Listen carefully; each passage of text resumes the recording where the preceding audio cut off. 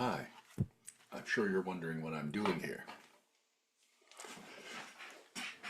If you didn't watch the last video, you might be confused. If you did watch the last video, you might be confused. I'm here to clear up any confusion. So last episode was, the last video to show up on the No Direction YouTube feed was me explaining that I'm back, I'm hosting again, and that the new format going forward would be these 3 segment episodes of the podcast where they would be released as individual videos and then released as a compilation at the end of the month, both as a video and as audio to the RSS feed.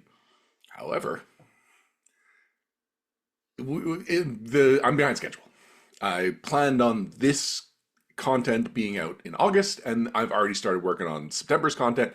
So this first compiled episode will not include the fireside chat that I talked about with the community member. That'll debut in the September proper episode. In this late August episode, I'm just getting it out now. So when you hear me explain the format, know that it applies to everything except for this one. And otherwise, the rest of this video will be the last 2 No Direction videos that went up. So the Luis Loza interview and me explain the explainer video, and we're back at video. They will be exactly the same, except Shan Wolf on Blue Sky pointed out that the audio was all the way on the left in the and we're back video. I did a little investigating to figure out why that was. I've figured it out. I've fixed it. So this one will have slightly better audio. But if you got all the way through the last video and you've watched both of them, there's no need to watch this one. I mean, I thank you. And, you get this fun new segment with some original content. But otherwise, starting in 10 seconds when I transition away, everything here will be old content for you. So thank you for joining me. Enjoy episode 305. And we're back. Welcome to No Direction, the No Direction Network's Pathfinder news, reviews, and interviews podcast, and our flagship show. I'm Ryan Costello. You might be wondering what's happening with the No Direction podcast. And if you follow our YouTube channel, you might be wondering what's up with that video last month where I randomly interviewed Luis Loza about Shining Kingdoms. Well, we are entering No Direction's 4th era. By my count, the No Direction eras are the 3.5 Private Sanctuary era, which is our prehistory. That's era 0. That's before No Direction exists, but without it, No Direction couldn't exist. Then there's the Ryan and Param era, followed by the Luis and Vanessa era, and finally the Esther and Navarre era. Now, before I can focus on where we are now, I just wanted to catch everyone up on what's happening with the No Direction Network and how we got here, starting with me. So for those who don't know, I started what would become the No Direction Network in 2007 with the launch of 3.5 Private Sanctuary, 35privatesanctuary.com. It featured a podcast with the same name and a review blog of 3.5 Dungeons & Dragons material. We invited anyone who didn't want to move on to the then newly announced 4th edition of Dungeons & Dragons to hang out with us and enjoy the system and setting that we preferred. And we weren't alone. Within a few months, listeners made us aware that Paizo, who recently lost the license to publish Dragon and Dungeon magazines, were launching a new role-playing game and setting, both called Pathfinder, based on a revised version of 3.5 Dungeons & Dragons. So even though we planted this 3.5 loyalist flag, Paizo's goals aligned so closely with ours that we pivoted to cover Pathfinder content as well. And within a few years, that content became the site's focus. We changed the name to NoDirectionPodcast.com, made No Direction the flagship, and quickly grew to include more blogs, other podcasts, convention seminar recordings, and actual plays, all dedicated to Pathfinder. We continued to grow over the next decade until 2019. That's when Pathfinder 2e launched. I liked Pathfinder 2e, and that's a problem.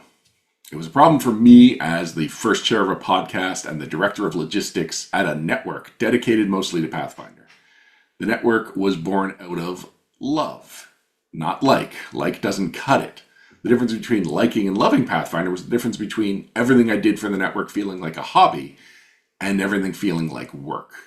It would actually have been easier on everyone if I just hated 2e. If I could just say, thanks, not for me, and sign off, and leave the network to somebody else. But because I liked it, I was open to the possibility that if I kept at it, I might grow to love it. and if not, maybe liking it would be enough. It was not. Everything came to a head when Param and I interviewed Michael Sayer and Mark Seifter about the Guns N' Gears playtest. This is January 2021. And it was a subtle moment that I doubt anyone else paid much attention to, but it really affected me. I asked a question about a gunslinger feat that interacted with precision damage, and Michael and Mark were quiet for a second, and then basically said, yeah, that's how the precision damage rules work. Now, this is not just the story of me asking a dumb question. That moment made me realize that the longer I just liked Pathfinder 2e, the more nuance about it I would miss. And we always touted No Direction as inside baseball chatter about Pathfinder, and that moment made me realize I was losing what qualified me to host this show. That's why by the end of that year, I left the podcast.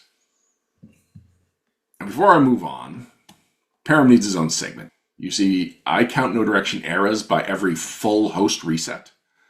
However, appropriately, for a network that started with a focus on 3.5 Dungeons & Dragons, there's actually a couple of half editions along the way, and they revolve around the other most influential person to be involved in No Direction. So when No Direction launched, I hosted every episode with a guest co-host.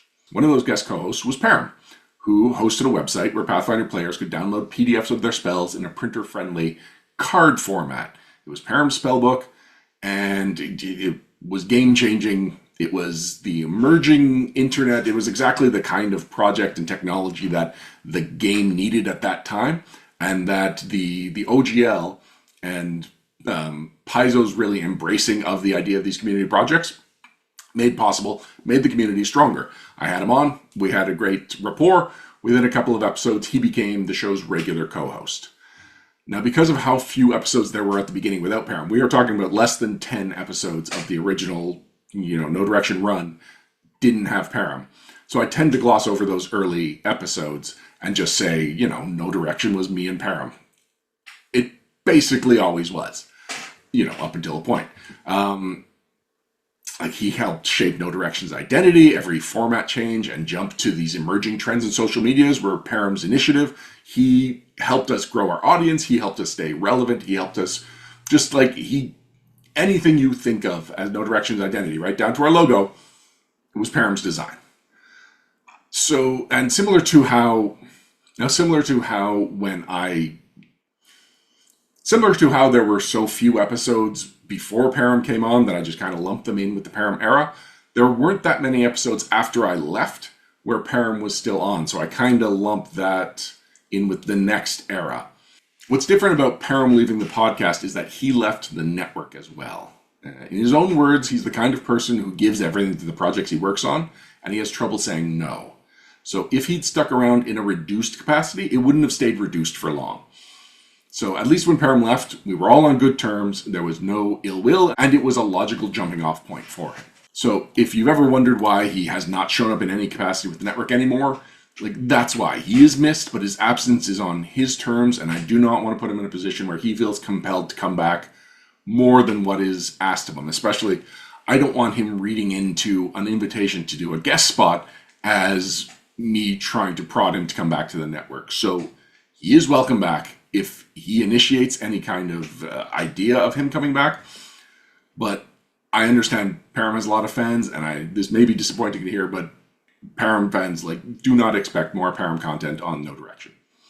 Now I'm lumping the next two eras together because they were both sadly brief. After Param and I left the podcast, Vanessa and Luis took over. They were both veterans of the network, huge fans of Pathfinder. Luis worked at Paizo at the time, and Vanessa joined the Paizo staff shortly before the end of her tenure as a No Direction host. So they had the pedigree, they had the passion. The problem is they worked for Paizo, and we're allegedly journalists. Yes, we fully admit that we are totally biased, that we love Pathfinder, and that we do everything we do out of that love.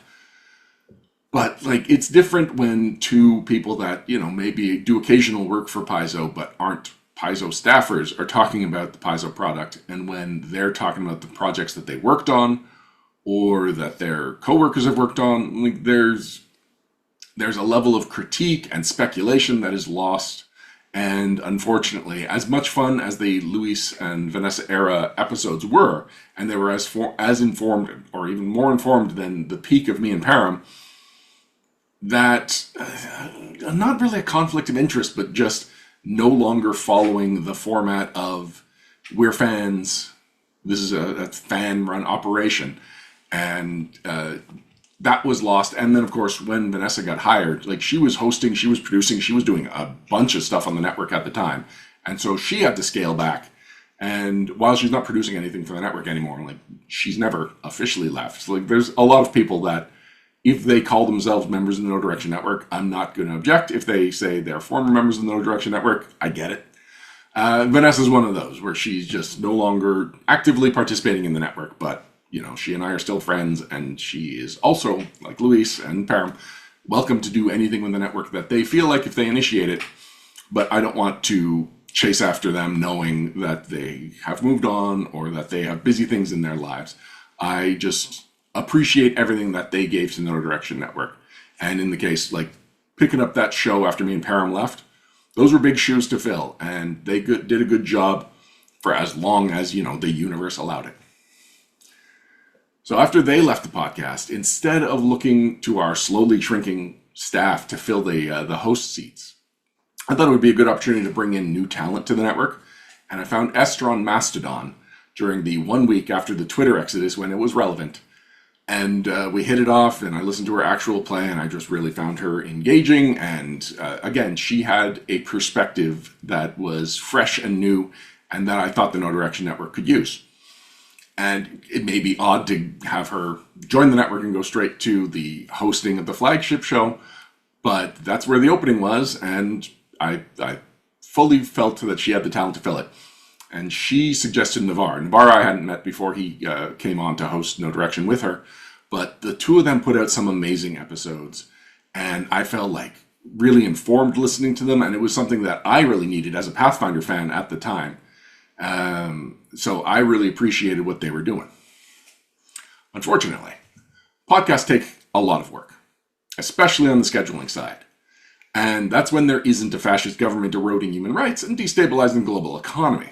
So when you factor in outside influences, it's kind of amazing that anyone has the bandwidth to produce content as a hobby. So Esther and Navarre and I, we had conversations. We tried to figure out ways that we could continue to make it work. I tried to support them any way that I could. And then at some point, we all just kind of accepted that their hosting days are done. And again, I appreciate everything they did. I wish it could have gone longer, but I totally understand why they just could not keep up with the schedule. So luckily, as a straight white Canadian man, I have fewer direct assaults on my psyche right now, and I'm using that privilege for the benefit of the No Direction audience. So going forward, I will be the host of the No Direction Network. I will be alone in the hosting seat, and I said the network. I meant the podcast. I will be alone in the podcast hosting seat, and the format of the show and how it is released has changed. So No Direction will release as follows. An editorial, similar to this one, and I'm being broad with the word editorial. Sometimes it'll be, you know, a fun list. Sometimes it'll just be talking about the news. Or sometimes it'll be addressing the network concerns. So an editorial will appear on our YouTube channel the first Wednesday of the month. Podcast listeners, wait, I'll get to you. Then an interview with Paizo staff or a freelancer will be on our YouTube channel the second Wednesday of the month. And then a fireside chat with a member of the Pathfinder community will appear on our YouTube channel the third Wednesday of the month. Finally, a compilation of the 3 parts on our YouTube channel and the podcast feed will release on the fourth Wednesday of the month, and that will be the episode of No Direction for that month. So we're technically a monthly podcast and a monthly YouTube. It's also called podcast, but I come from an era where podcast meant audio, and, you know, we had words like vlog for video. So I still have trouble referring to videos as podcasts. But anyway, we'll be a monthly podcast. We'll just happen to be breaking up the segments and releasing them throughout the month. First couple of months are going to be a little bit strange because, like, this is technically going with that Luis Loza interview that came out last month on the YouTube channel, but has yet to be released as a podcast. It will be attached to this. And I've already recorded the September, which it is September now, the September interview, and have lined up the fireside chat for the September episode. But technically that stuff, I'm going to have to rush it to get it out in September. We'll see. We'll see what the first, let's say the rest of the year will slowly be working towards this schedule. If that means a couple of weeks of doubled up content and a couple of weeks, no, I don't think there will be any missed weeks. I think it'll mostly be weeks of extra content. So be it. I know at one point I would have been a lot more nitpicky about that. I would have insisted that we don't launch until the launch is right, but I wanted that Luis Loza episode out while it was still relevant. I want the Jason Keeley interview, which is about Battlecry, which is already a month old at this point. I want it out while it's still relevant. And so while we put this stuff together, I'm thinking the next 3 months in these 4 week, in terms of these 4 weeks, and hopefully my actual scheduling will line up with my vision of how this should be scheduled soon. And if there's a fifth Wednesday in a month, we'll throw a party or something. We might do something fun with the patrons. We might just do, I don't know. I don't know. Actually, if you have any ideas, let me know in the comments on our Discord or on our Patreon. But if that's the plan going forward, and it's so much more centered around me, what changed? Why did I leave in 2021, but I'm comfortable coming back in 2025? Well, so first of all, that was almost 5 years ago. As unbelievable as that sounds. It both sounds like it's been forever since I hosted the No Direction Network. The No Direction Podcast. See, I haven't said No Direction Podcast in so long as compared to how often I say No Direction Network. It's not even comfortable for me to say anymore. So, it feels like it's been forever since I hosted the No Direction Podcast, and yet it doesn't feel possible that it was 5 years ago that I left. And that I've just kind of been in the background and, continue to do stuff on the network. I've still got the more or less weekly editorials, and I've got the weekly Essence 20 content that I put out. But still, the fact that I left this chair 5 years ago is shocking to me. And what's also shocking is that in that time, I haven't played any Pathfinder First Edition, which of course was, what brought me to the dance, my first love when it comes to Pathfinder. But that means that I'm not going to be comparing second edition to first edition as much. And especially with the remaster requiring me to be a little more focused on the specifics, I'll be able to look at this system with a fresh set of eyes and fewer expectations. And hopefully that lets me look at Pathfinder second edition not as the system replacing the system I loved very much, but just like a cool, awesome system that is out there right now. And second of all, I've been posting old episodes of the Private Sanctuary podcast to our Patreon. This is not a plug for that. I'll get to that eventually. Before I post an episode, I listen to it and I do a little commentary. And let me tell you, having my 2007, 2008 self walk me through discovering Paizo as a company, which I was still calling Paizo for the longest time, and discovering Pathfinder as a game and as a setting, it's been surreal, but also really pleasant. I am enjoying going back to those episodes probably more than most people because, again, it is not timely. It is not topical. It is nostalgic. And the two of these points combine into the most powerful force in the universe for getting my attention, and that is nostalgia. So while I wouldn't say my interest in Pathfinder matches the peak of my fandom, I have a strong desire to get back into the game right now. And its world, and it's a stronger sense of wanting to be in the Pathfinder community than I've felt in a long time. Now, for the podcast listeners, enjoy my conversation with Pathfinder's creative director of rules and lore, Luis Loza, about Lost Omens, Shining Kingdoms. Luis, you know what was odd about Lost Omens, Shining Kingdoms? What was that? It was so much more familiar than I'm used to from the second edition Lost Omens line. Sure, yeah. I mean, that was kind of the point. What was why was now a good time to go back to these 6 regions? Anyway, these regions that have been like part of Pathfinder history since the beginning, and a lot of the early adventure paths and adventures were centered around this region. Well, a couple of different things. One is a long-term goal that we've had that is now being revealed, which is, hey, we wanted to set up some of the pieces on the board for a greater event that is going to be happening in Pathfinder's future, which is an event we're calling the Hellfire Crisis. It involves Cheliax and Andrin kind of butting heads and pulling people in as a result and transforming the inner sea as part of that. And we needed people to know what the heck an Andrin is before we decide to get into that, right? We had the Lost Omens World Guide when the edition released, and obviously if you've read that, you can get a good feel for that. But we want to dive into it and put a lot more out there so you know who the important players are, what the current machinations politically, socially, etc. are, the kind of calm before the storm, as it were. And Shining Kingdoms is the perfect opportunity for that. And since we're talking about Andrin, we might as well talk about the other five nations in the Meta region. So let's do that. We've also been to a lot of different places that for fans of Pathfinder from the beginning, all the way back in the 3.5 first edition days, are places we haven't explored yet. But if you're someone who just started with second edition, we actually haven't really taken too much time to get you into the kind of familiar classical fantasy areas. We had the Lost Omens High Helm book, Dwarves, very classical. But hey, let's give you an obvious touchstone with classical fantasy. In case you're just jumping in or just joined us with the remaster, we want to give you something. Tian Xia is incredible. We love it. We're very proud of it. But some people, it's hard for them to go from hey, this is a fantasy game to there's all these things from different cultures and stuff that I don't know as well. It's hard for me to implement them in my game. I just want some elves and some dwarves. Okay, well, here you go. Here's your elf and dwarf area. And then later we hope that you can take your chocolate and your peanut butter and have fun with both of those. Right. But there is a touchstone that wasn't out there for people to really hold on to that, hey, this is a good opportunity. We're partway through the several years into the edition, definitely an opportunity for a kind of recentering, as it were. One thing that I look forward to, like I probably won't personally experience this, but something that I can see happening is somebody that's new to Pathfinder as a setting, buying this book, reading through, the history of the regions, talking about it with the older players at their table or the players that have been playing for longer, and then finding out that they played in those adventures that are now Yeah. the backstory for these regions.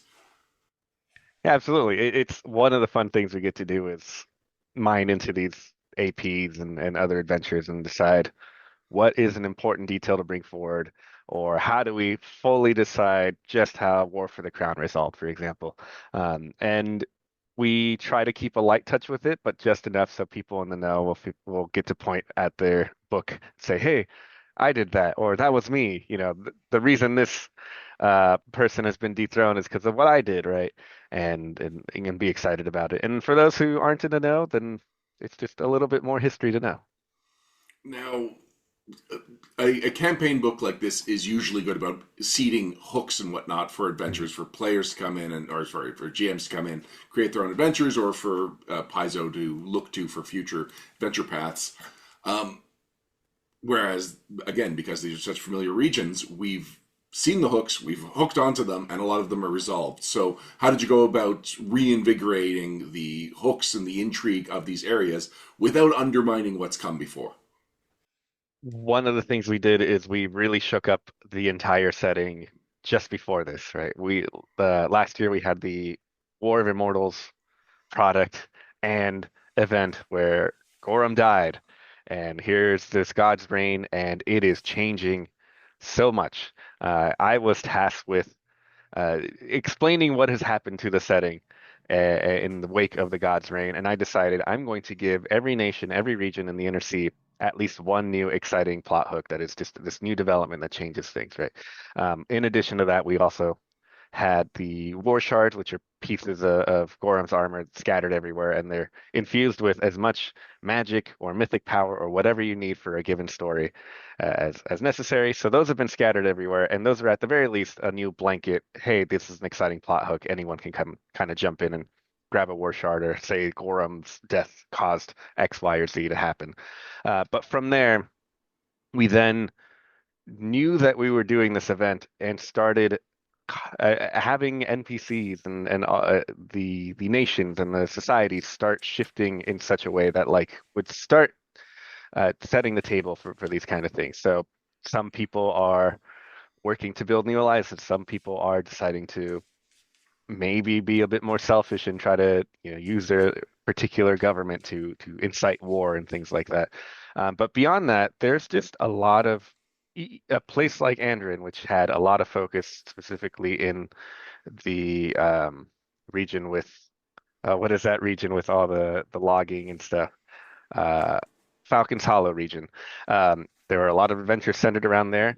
There's still so much of Andoran to explore. There's still so many sites. And then, of course, because it's our maps, we can just add new locations and say, hey, this is a thing that you didn't know existed. And we just get to now say, here's a fun thing. One of the things we also ran into looking back at the first edition maps of some of these locations, there are places on the map that were pinned and named and never described. Hmm. So we had a chance to finally flesh those out, and at least, it might be a paragraph or two, but it's now a new plot hook that technically was never expanded on in the past, and now has at least something you can hold on to and then work from there. And then, of course, we trust our freelancers to just kind of really have fun with coming up with new ideas. One of the things we have here is this faction of dwarves who use leftover adamantine to effectively make mechs, which is not a thing I requested in the outline at all. I had no idea this was going to come, and when a freelancer gives you something as wild and over the top as that, you kind of go with it and say, "Yeah, great, let's do that." That is not anything anyone expected, and it'll be something fun that people can latch onto for the future. Do you feel like going through each nation and giving kind of an overview of where they, well, not so much that it spoils the book, but just something to entice somebody who might be a fan of that nation to check this out, even if they've got, you know, every single book that's ever been out there about Taldor, Andoran, Druma, etc. Sure. I'm Okay. happy to do that.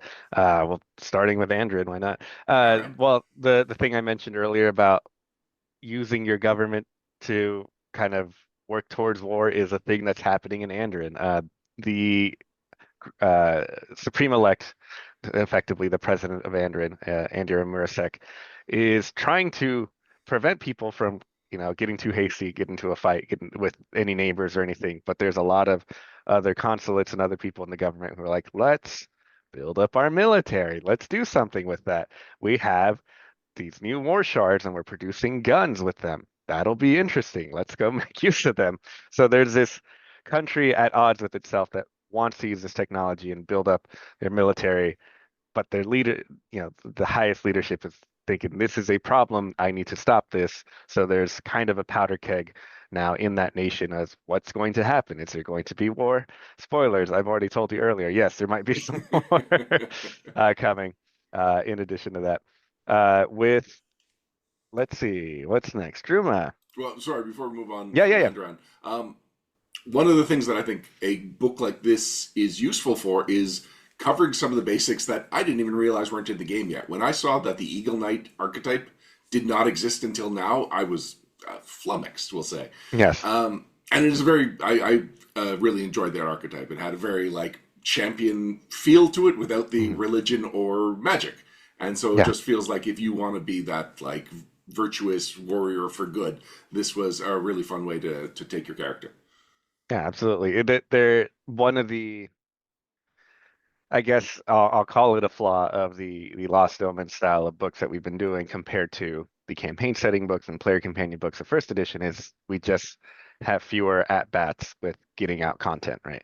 So if there wasn't an obvious like faction book or anything like that, something like the Eagle Knight takes a lot longer to get out into the world. I'm glad we have it now, but yeah, it is one of those things that it sometimes is surprising. We didn't have that yet, but that just yeah, but just didn't work out. Plans didn't land perfectly in place to make that happen. All right, Druma, where capital is everything. Druma, if you know anything about Druma, you probably know about the Callistocrats, the prophecies of Callistrate, this kind of quasi-religious order of effectively putting wealth on the pedestal of this is the most important thing you do is become rich, right? And you follow a particular lifestyle and work towards that. One of the greatest things that you can accomplish as a prophet of Callistrate is achieving all your goals and then effectively earning your own personalized afterlife. Instead of sending your soul off into the great beyond to be judged, you effectively lock your soul in to a holodeck, and you can make whatever afterlife you want and enjoy the best afterlife that you've ever wanted. And there are these mummies kind of sitting around that are these people who have succeeded at that. But now they're waking up and being kicked out of their, dreamlike afterlife, and they are upset. So there's a lot of potential with these new broken prophets of Calistrate that are undead who are mad and want to go back to sleep, but they can't, and figuring out what to do with them. Now, general zeitgeist has changed in the 20 years since the campaign setting was first released. How do you approach a region like Druma, a purely capitalist region, with 2025, like through a 2025 lens, as opposed to a 2020, no, I guess a 2005 lens when the first campaign setting came out? Well, the some of these ideas I think are still completely fine to keep as is, right? Capitalism, if you're not a fan of it, here, now you have a chance to fight against it, right? You can push against it or you can try to change it, things like that. So keeping some of these adversarial or potentially less than exciting or less than perhaps even would consider morally or ethically uh, exciting locations and ideas and concepts around. Hey, sometimes heroes need things to fight. Right. We have made some changes on, how we depict slavery, how much we talk about it. That's one of those things we decided, let's actually step back from that. We can say that it existed and it might still exist. We're just not going to tell you adventures and put it in the books that much. But for heroes who want to go fight slavers, great, please go do so. Heroes who want to go punch a capitalist zombie priest in the face, please go do that as well. Right. So we also still kind of need a merchant nation to help run the mercantile, all of the economy basically of the inner sea, as it were. So that's kind of why they get to stay around. And then, of course, John Compton would be very upset if we got rid of Druma, and so would Thurston Hillman. They are very big fans of the region. Um, so, but yeah, I think there is a delicate balance with some of these concepts and ideas that maybe are seen in less favorable lights nowadays, and maybe 10 years from now we'll decide, oh, actually we should have changed Ruma, but for now we think it's still in a safe spot to keep around. And of course, have our own little jabs at like, look, you did the capitalist thing and you're still not happy at the end of the day. Maybe there's something in that. All right. I also want to call out one mechanic in the back because, of course, every section has the gazetteer and talks about the region, and then throws region specific or or options flavored to that region into the end Hmm. of the chapter. And there is the black jacket archetype, but specifically the belay that feat at fourth level, where if an ally critically fails a strike, you let them, as a reaction, attack again, or use the next time they attack this round, they use the same multi attack penalty. I just like that it's like it is a very Pathfinder 2e specific mechanic and oozes with flavor. I really enjoy the cleverness behind that mechanic, and I can see myself building a whole character just to qualify for that feat. That's great. I love to hear that, just one piece of an archetype or a single mechanic like that is enough to inspire people to play characters. There's been a lot of positive reception with the archetypes in this book, and I'm very glad for it. In particular, we can thank Jason Keeley for the Black Jacket archetype. He decided, hey, Black Jackets are a big enough deal. We should include the archetype in, even though we hadn't originally outlined it to do so. And he wrote that up on the clock just to make sure we had that. 'Cause he felt very strongly about it. So I guess it worked out to at the very least inspire you, Ryan, for an exciting character. Nice. Next up, region, the Five Kings Mountains. It's the land of the dwarves. There, this one was an interesting kind of challenge because we had already done the High Helm book a few years past, and High Helm is kind of the centerpiece of the region, and that book even included a gazetteer of the whole Five Kings Mountains region. But how do we do this without retreading all the same information? Well, it turns out the answer is sometimes you just repeat the same information, right? This town is still the same town it was 3 years ago. the original plot hook is still relevant, things like that. But you do advance the timeline, right? We get to advance the timeline. If you read High Helm, one of the things that was a major motivator for the people of High Helm is they had found this major cache of adamantine, and they wanted to create effectively a shield to protect the mountain that holds High Helm in case Tar-Baphon comes by or other major situations arise that need to keep people safe. And we're working on this program called Torag's Shield, and by the time this book has come out in setting, Torag's Shield is done. They have completed it. Uh, there's a whole picture of what the mountain looks like once it's fully encased in this adamantine. Very exciting. So now what is happening is we have this major mountain that can be defended by this ridiculous powerful shield, and the dwarves want to go out and offer their defense to people who might need it, right? They want to make allies and say, hey, if you need help, if someone comes by, some lich were to come by, and you needed somewhere to run away to, please come to us. We want to try to protect you, and thus proceed to create those mechs I mentioned earlier as a demonstration of how powerful this keepstone is that is defending the mountain. So in what feels to me kind of going against the traditional dwarven uh, archetypes and stereotypes that you see in fantasy, the dwarves are actually being very sociable and actually reaching out to people and trying to make a lot of friends, which is not typically what comes to mind for me with a dwarf. I imagine gruff, kind of um, more, yeah, they keep to themselves kind of thing. But there's that. And then, of course, if you know anything about the dragons that live among the Five Kings Mountains. There's also, sorry, every time I see this name, it's just the most dragon name. Daralathixel. I never know how to pronounce that, and I think I internally shake my fist at whomever decided to name him with so many. It's hard. Anyway, Daralathixel. He is now mythic. He is powerful.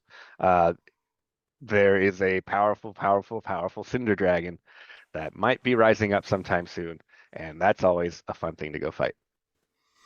Now, back when James Jacobs was the only creative director on Pathfinder, people would tease him that he hated dwarves, and he often had to clarify, no, he doesn't hate dwarves, but just nobody that works on the campaign setting has been championing dwarves.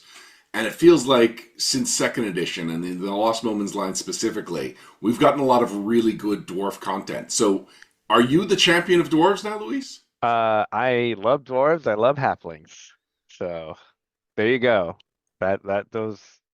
I guess they're getting love because I say let's do more dwarf stuff. Dwarves are cool, right? They just keep getting more interesting every time there's a dwarf specific section in a book. I really enjoy it. Yeah. And we've also had a lot of interesting opportunities. Like the Dwarves of the Mongi Expanse had a great opportunity to go beyond the traditional dwarf that you've seen in the past, and that leads to a lot of interesting stuff as well. But yeah, I think I guess I'm the dwarf champion here. You didn't even know it. I feel like I could just shout out something in every options section. You set yourself up for I this now. know. So I do enjoy. There's a lot of new companions in this book, and a lot of them are not just straightforward animals. And I think that some of the dwarf ones are probably the most interesting. Just I don't know. They're like rock lizards. All Yeah. right. I'm sorry. I did not outline any specific thing to shout out to here. So I'm just happy That that there's new animal companions that yeah, are very dwarf feeling. the Tuatara is bringing Chardra's animal companion back from first edition, so that was a fun little connection to dwarves and the older parts of the game. Yeah, and we got Shardra and some art. Actually, we get a couple of iconics make some returns in this book. Yeah, the we like to bring back iconics here and there when it makes sense. Shardra is, I mean, still Wani's iconic shaman. That hasn't changed, but we've also considered her now the iconic Rivathun character, Rivathun being a major religion among dwarves. So she gets to show up here and there.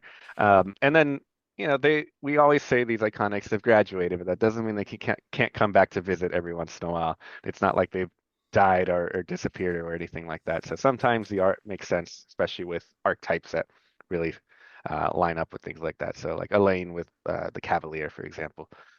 So yeah, when it makes sense, we'd love to bring him back and even occasionally have him interact with the current 2E iconics too. All right, we have not talked a whole lot about art, but the banner for Galt Mhm. really sets a tone of a tavern with mixed clientele of ghosts that have been beheaded and their heads are still not attached, although it seems like they could just have them float over their neck, but some of them choose not to. Yep. And regular clientele who do not seem particularly happy to be sharing the bar with these ghosts. Yeah. It feels like it's more that they're rowdy ghosts more than the fact that they're Oh, it's not ghosts. that the Sure. okay. They'll These, drink these, with a ghost as long as they keep to themselves at their own yes, of table. course. These ghosts, you know, they've forgotten their manners, of course. Um, yeah, They'd lose Galt. their head if it wasn't attached. Galt is in an interesting situation. It's been in anarchy, rebellion for so long, and it got to the point where even internally we're like, it's stretched a bit thin in terms of the credibility of this being able to constantly be in rebellion for so long. So let's resolve that. We did Night of the Grey Death, which put an end to the main cause of this constant rebellion. And now we get to have a nation that is getting a chance to rebuild and move forward. But now there's all these other troubles. There are these spirits that are loose. Are they going to cause trouble to the living among the nation? Is there a chance to maybe reconcile it and keep the undead among the populace and work with them? The leader, as it were, of the nation, Camellia Dranok, is trying to reach out to Geb, and that's a nation that's also focused on undeath and see what she can do to maybe help her nation out. And then, of course, there are people who just think it was more fun, it's more exciting when things were just constant anarchy and chaos. Let's go back to that. We have the Broken Ghosts faction that was introduced very just briefly in Firebrands and got to expand here. So there's a lot of what is going to happen next with Galt that leads to a lot of potential for the future. And I don't think even I know what's going to happen next quite yet. So that is fun. And then as far as options go, we've got new ghost feats. Ghost is, Mhm. of course, a playable ancestry now in second edition, so it makes a lot of sense to support that here. And actually, going back to the companions, the Grey Bladeling, you can just be supported by a pile of knives that Yeah, kind of walks around with you. That look, as much as I may have liked that rock lizard, this is the companion that I was really most excited about in the book. especially when it comes time to prep your veggies for your next meal. He's real good help for that. Yeah, So it's you got me thinking about cleaning off every knife that has potentially gotten blood on it before you use it to chop vegetables, and that feels like an ordeal. Like picture bath time with a cat, but the yeah. cat is just knives. Definitely. That sounds like an adventure in and of itself at that point. Yeah, we leaning into the ghost thing sounded really fun, and then Andrew White, who wrote this section, had a lot of particular fun with just like, well, if you're undead, it'd be fun to remove your head and then start throwing that around. Um, so yeah, there was also a chance to dabble into kind of mechanics from earlier in the edition that we still want to support here and there when it makes sense. So we got to work with the ghost archetype, and we have the artifact archetype. You tie yourself to a particular artifact and gain power from that. So just more opportunities. It's fun to just let these authors kind of run wild with things and get back. Hey, throw your head and use that to look around walls and stuff. All right, next up we've got Keonan. So this felt not just like the history of Keonan as a nation, but the history of elves on Golarion. Yeah, it is very strongly tied to the history of elves. Keonan is a nation that is recently uh, dealing with a lot of shakeups. The most obvious being the death of Tree Razor. There was an AP earlier this year, and you had to deal with the nascent demon lord Tree Racer, who had claimed the southern portion of the nation, transformed it, corrupted it, and you finally could put a stop to him. And then we immediately had to decide, are we going to mention that in this book? Because this happens just not 3 months ago, right? From when the Right. book Yeah. came It out. was probably hadn't been published by the time this went to printer, right? Correct. Yeah. But we knew obviously it was coming down the road, but do we implement the results of that AP into this? Luckily, the results of the AP aren't so dramatic that, a whole part of the uh, nation fell into the abyss or anything like that. But excuse me, the outer rifts, as we now refer to them. But yeah, that was a grand opportunity. There is now the leftovers of that fight, which is the corrupted wasteland, is still there. Just because you've killed the demon lord doesn't mean that he's his touch, his influence isn't still felt. And there's the potential to clean up things. There's also the Queen Talandria is getting married. Oh, Back in a book that you helped contribute to, Lost Omens Legends, we did a profile on her. We talked about how she had this, uh, I think we used the term consort that she was interested in, and it was an important part of her life. And we decided let's advance the storyline. One of the things we get to do with 2E is just develop these events rather than keep them static like we tended to do in first edition. And now she's getting married, and that's a big deal, right, for the nation. The queen getting married is just kind of a fun thing.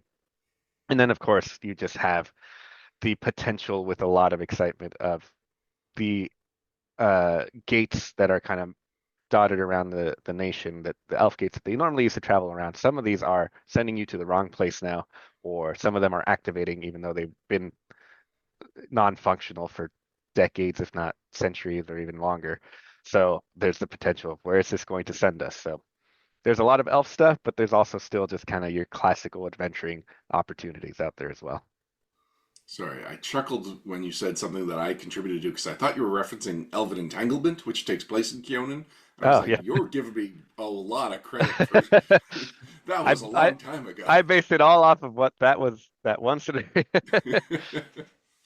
You were talking about the teleporting, and the School of Gates is the uncommon arcane school here, and um, it reminded me of in 1E there was a series of like the Nightcrawler from X-Men type of feats and spells Yeah, that were like open-ended enough that you could do multiple builds. And just I remember a lot of chats with like Alex and people figuring out what is the best Nightcrawler build. And I think we've got a much more direct path to the best Nightcrawler build yeah, by way of second edition now. for sure. The wizard schools are actually a really fun spot for design potential. There's a lot of the classical tropes, or basic ideas are covered with the player core book, and then from there we were able to start getting into stuff like this. I was excited to say, hey, elves, they have these gates. Would make sense that they'd understand teleportation magic.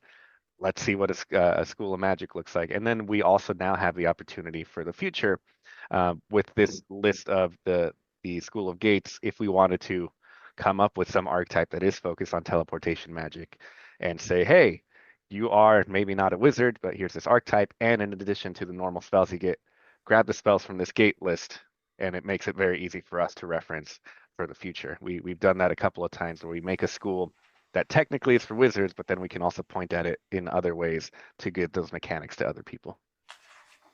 And finally, Taldor. Taldor. Taldor is in an interesting place. The new Grand Princess Eutropia, after the events of War for the Crown, is still trying to kind of make things work for herself, but there's always people working against her. Taldor is a nation where political, intrigue, classical courtly intrigue is most prevalent, and we've made sure not to pull back on that in any capacity. Not everyone loves what Utopia is doing, and there's always machinations, grand schemes going on in the background. It's more of the same, but in a positive way, I think. If you loved the courtly intrigue kind of thing that came with War for the Crown or just the nation as a whole, there's just as much potential, if not more, for that as it was in the past. I very much did enjoy the political Yeah. machination that went with War for the Crown, and it was kind of fun revisiting Eutropia, who was like I played through half of that adventure path, and she was obviously an important NPC to us, and so yeah, it was it was nice revisiting this part of Galarian history and seeing what, the rest of that story arc was. All right, you included bestiary in the back. Is that just because monsters are fun? Yeah, all of our region books, we want to include monsters that are local to the area. At the very least, if you're using this book to run your own campaigns, you may not want to run the Spore War AP, right? But you want to do some stuff in Keonan. We want to give you monsters that fit the region and encourage you to use those. And then also for ourselves, we love to have the stat blocks ready to go so then we can pop them into adventures in the future. I always ask the narrative side of the team to say, hey, are there any monsters from first edition that you wish were back that fit the region? So we can get them ready to go for them for future adventures. And sometimes we just put in what we think is fun. For example, the Shroud Wing, this really gross vulture thing. I just asked, give me a level 4 creature that is focused on that is just like a beast or an animal. Figure something out, and then the author pitched me a couple of ideas, and I like this, so we got to include that. So it's always fun to include monsters and give GMs just a few more tools for their toolbox. So the one that stood out to me was the Lamp Blighter that will Yeah, put out your torch, then pluck out your eyes. which Esther wrote. Oh, Esther. Okay, excellent. Well, Yeah. I'll compliment her when we talk to her about it. Yeah, that was a 1E monster that got translated over, and she did a great job with that. One of the challenges with grabbing stuff from 1E is deciding how much of the mechanics from 1E do we need to keep before we translate it, as we translate it over, to still keep that monster being what it is. But I think she did a great job with that. And it's just a real mean-spirited thing, much in the vein of Tooth Fairy stuff that I think works great. It's the Eye Fairy. Yeah. But it also, it feels like you put out the torch. It's like, well, I've got dark vision. Yeah, for now. Yeah. Yeah. Ideally, most monsters have at least a very small puzzle within them that you can solve. And this one is, hey, how do we deal with the darkness, and then later, after everything is said and done, getting this eye back to where it needs to be. Well, Luis, by coincidence, after taking a break from second edition, this is the book I came back to, and what just a warm hug to come back to. Great. Second edition. Like I said, it was so familiar, and that was not a critique. It just, because I'm so used to the Lost Omens line, covering so much new ground and making me interested in vastly new regions of Galarian that I maybe hadn't considered how interesting they could be.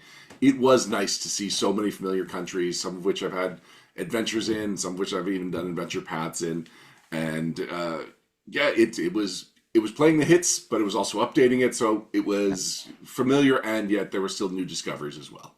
Great, that's exactly what we shot for, and I'm glad to hear that. And I hope that you'll join us for the final entry this year, the Draconic Codex. If you're into dragons at all, please check that book out. I like a good dragon. Well, there's plenty of good dragons, and plenty of bad dragons in there too. Oh, the bad dragons are even better. Yes, that's the fun ones.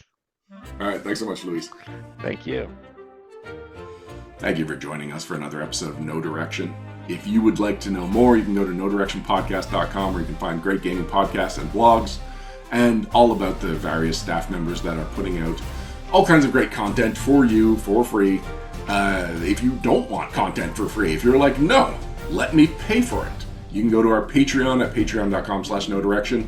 Right now, the main stuff we're putting out is the archived episodes of 3.5 Private Sanctuary, which may be of interest to you, may not be, but now that we're back up and running with the flagship, I expect that there will be new content for the Patreon inspired by the content that we're putting up on YouTube and our podcast. And speaking of YouTube, I hate to say this, I hate shilling. I have to do it. I know that studies say that this stuff really does drive traffic and helps networks, and in this algorithmically controlled environment, I have to tell you to like and subscribe to No Direction Podcast so that you get every new episode in your feed as it comes out, every new segment of every new episode in your feed as it comes out. And if you leave a like, then it tells other people that are into Pathfinder that this might be a show for them to check out. Until next time, I'm Ryan Costello, and if you want to find the path, you need no direction.